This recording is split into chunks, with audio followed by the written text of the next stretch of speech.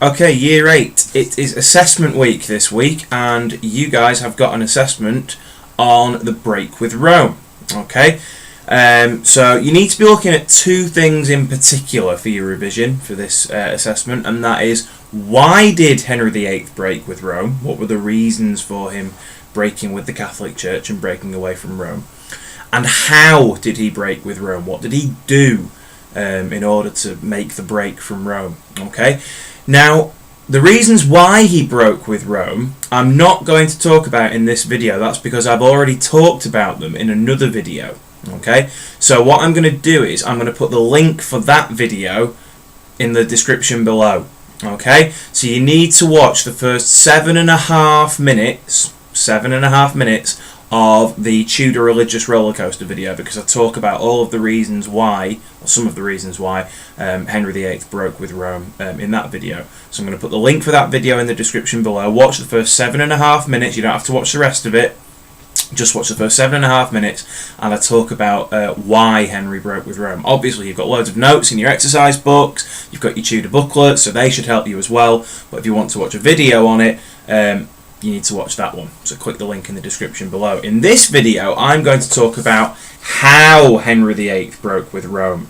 Okay, as I say, the why is in the video below. How is this video? Okay, how he broke with Rome, the things he did to break away from Rome. Okay, so I'm going to get straight into it, and I'm going to talk about how Henry closed down the monasteries. Okay, so the monasteries are a centre of power for the Catholic Church in England. Okay, the monasteries are full of monks who are part of the Catholic Church, and they are the people, or some of the people, who deliver the messages from the Pope to the regular, ordinary, common people of England. Okay, so the monks have got an awful lot of power and influence and control. They are very intelligent people, educated people, as we saw in our lesson about the monks. We saw some of the jobs they do. They are teachers, they're barbers, they're farmers, they look after the sick, they look after the poor, they make beer. They do loads and loads of jobs in England. They're very, very important people and very powerful people, very special people in England, in the Catholic Church. Okay, and they also, in these monasteries, have an awful lot of money. Okay, if people donate to the church or donate to the monasteries, a lot of money ends up in these places. And monasteries, as we saw on a picture of a monastery, they are built on huge areas of land. They own huge areas of land, huge areas of farmland and rivers and all that, huge areas of land that, again, Henry thinks, well, that land is worth money. You know, land equals money. So I'd quite like to get my hands on that as well. Now, Henry knew, again, I've talked about the reasons why he closed down the monasteries in the other video. Watch that. He knew that if he closed down the monasteries, there would be uproar. There'd be protests. People would say, what are you doing, Henry? You can't close down the monasteries. This is awful. You know, we support the Catholic Church. We are Catholic people. We're horrified at what you are doing. So Henry needed to be very clever about this, and he needed to make people agree with him, make people see that closing down the monasteries was a good thing. Very hard to do. Remember, the whole country is Catholic and has been Catholic for as long as anyone can remember. So in order to close down the monasteries and make the break with Rome, Henry has some convincing to do. He's got to convince the people of England that this is the right thing to do.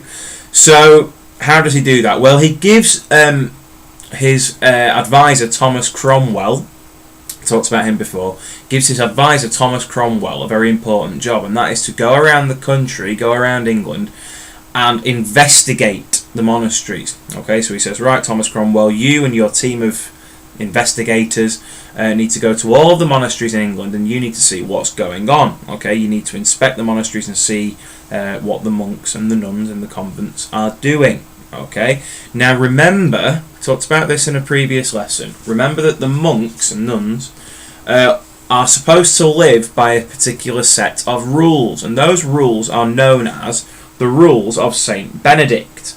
Okay, so the monks and the nuns have to live by these rules here, the rules of St Benedict. Okay, now some of these rules are you have to live very simple lives. You have to live essentially as a poor person. Okay, so you're not allowed to own property or jewelry or things like that. You live as a poor person. You live a very simple life, simple clothes, simple food, a very, very basic life, just an existence. Okay, nothing extravagant.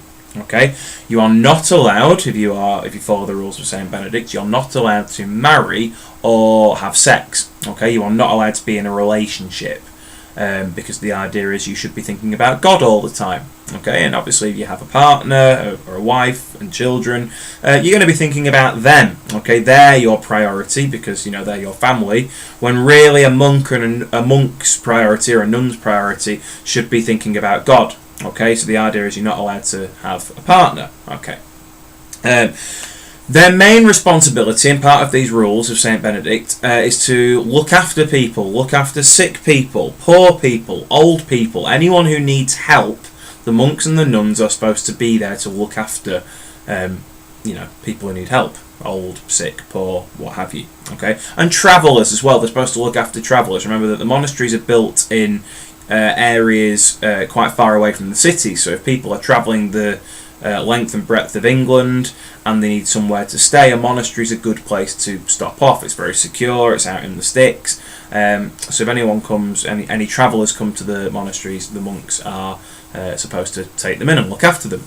I've talked already about how they have to eat simply, wear simple clothes, nothing fancy, no fancy clothes, no fancy food. And they also, remember, another one of their jobs is they have to copy out precious manuscripts. So they have to write the books, essentially. In England, all books at this time were written by monks. Okay, so they've got a huge amount of responsibility, and they've got to stick by those rules. Okay, so Thomas Cromwell has been sent by Henry VIII around the country to look at the monasteries and make sure that the monks and nuns are doing these or following these rules. Okay, now Henry had told Cromwell and his investigators to find evidence of monks and nuns not following these rules. Okay, Henry wants the monks and the nuns to look bad. Okay, he wants Cromwell and his investigators to find evidence of the monks and the nuns being naughty, for want of a better phrase. Okay, Henry needs an excuse to close down the monasteries, and obviously if the monks and the nuns are breaking their own rules, that gives Henry a great opportunity to go, look, I'm closing down the monasteries because they're places of crime and corruption, and monks and nuns aren't doing their jobs properly, so I should just shut them down. That's what Henry wants. Okay, so Cromwell tells his team of investigators to find evidence of these rules being broken and to look very hard. Okay, now not all of the monasteries that were mentioned in Thomas Cromwell's report were actually visited. Instead, the inspectors would often ask people who lived nearby what was going on in these monasteries, so they didn't actually go into the monastery and look quite often. They just listened to rumours. Okay, so they wouldn't really have an awful lot of proof. That was one way in which Cromwell and his investigators were able to twist things a little bit. Okay, sometimes they did go and investigate the monasteries, and in fact I'm going to talk about that now. What did these reports, Thomas Cromwell's team's reports, say about monasteries? I'm going to read a couple of extracts from Thomas Cromwell's report, which gives you an idea of some of the things that were being said about the monasteries. So the first report I'm going to read is from a monastery in London called Crossed Friars. Okay, and it says, found the prior, who's one of the monks, at that time in bed with a woman, both naked, about 11 o'clock in the morning. Okay, so straight away you can see here that this monk, if this is true, this monk is quite clearly breaking some rules. He is in bed with a woman. Okay, that's one rule broken, as we know. About 11 o'clock in the morning as well. Well, that's the middle of the day pretty much. He should be copying out precious manuscripts, helping people in the community, the poor, the sick and the old, or praying. Okay, he should not be in bed with or without somebody else at 11 o'clock in the morning. Okay, another extract I've got for you here is from St Edmund's Monastery in Suffolk, and it says here the abbot, who is in charge of the monastery, delighted much, he's got much pleasure, in playing at dice, so gambling, and in that spent much money. For his own pleasure, he has had lots of beautiful buildings built. Well, here's another example. Again, if this is true, here's another example of a monk certainly not living as a poor person. If he's gambling, he's thinking about money, okay? And obviously he's winning money by the sounds of it. And then he's spending it on beautiful buildings. Well, again, monks are supposed to live very plain lives, very simple lives. They wouldn't be bothered, or shouldn't be bothered, about beautiful buildings or possessions or what have you, okay? So the reports here really gave Henry VIII, what he needed. He could tell the country just how bad and how corrupt these monks were in their monasteries. Look at what they're doing. They're breaking this rule and this rule and this rule. And the monasteries were closed. Okay, by 1539, they'd all gone. All of the monasteries in England had been shut down by 1539. And Henry had made a huge amount of money from closing them down, because when he closed them down, he sold all the land that the monasteries had owned. He took all the gold from the altars and got that melted down. He took the glass out of the windows and sold that. He took the lead off the roof of the monasteries. So he really did milk the monasteries for all the money that he could get. And he actually made £140,000 from closing down the monasteries, which back then, I mean, it's still a large amount of money. Back then it was a fortune, absolute fortune. It's about a third of what Henry made in a year, in a typical year. So by closing down the monasteries, he makes a massive amount of money. Okay, so it's a big win for him. So you can see here what he gains from closing down the monasteries. Okay, one, it takes away kind of these power centres of the Catholic Church, because again the monks are gone and they can't influence people and you know, send messages from the Pope. But also Henry has managed to gain an awful lot of money and power out of the monasteries. He's taken it all away. So he really gains a lot from breaking with Rome. Really does gain an awful lot breaking away from the Catholic Church. Now, I neglected to say this before, but remember, these reports that Cromwell produced and his investigators produced, a lot of these reports, I'm sure, were true. Okay, a lot of the time, I'm sure the monks were actually misbehaving.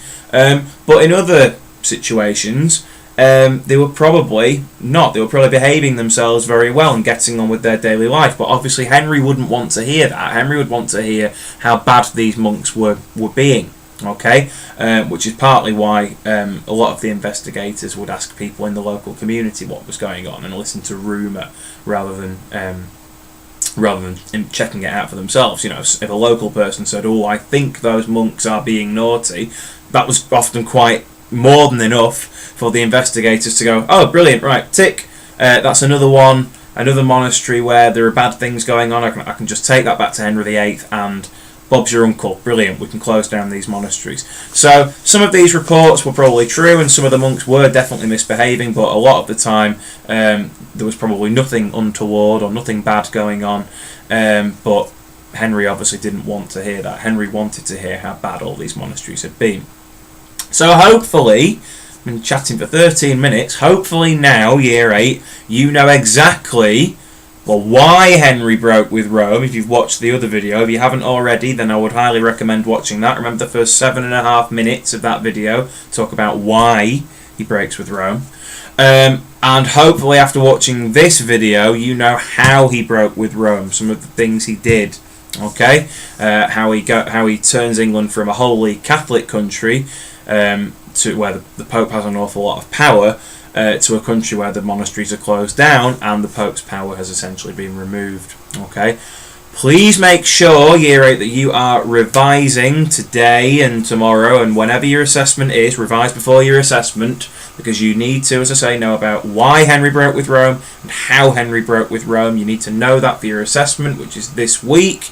Keep up all the good work that you've done for the first month of the school year. You've been impressing me. Keep impressing me. Keep working hard, and I will see you very soon. Thank you.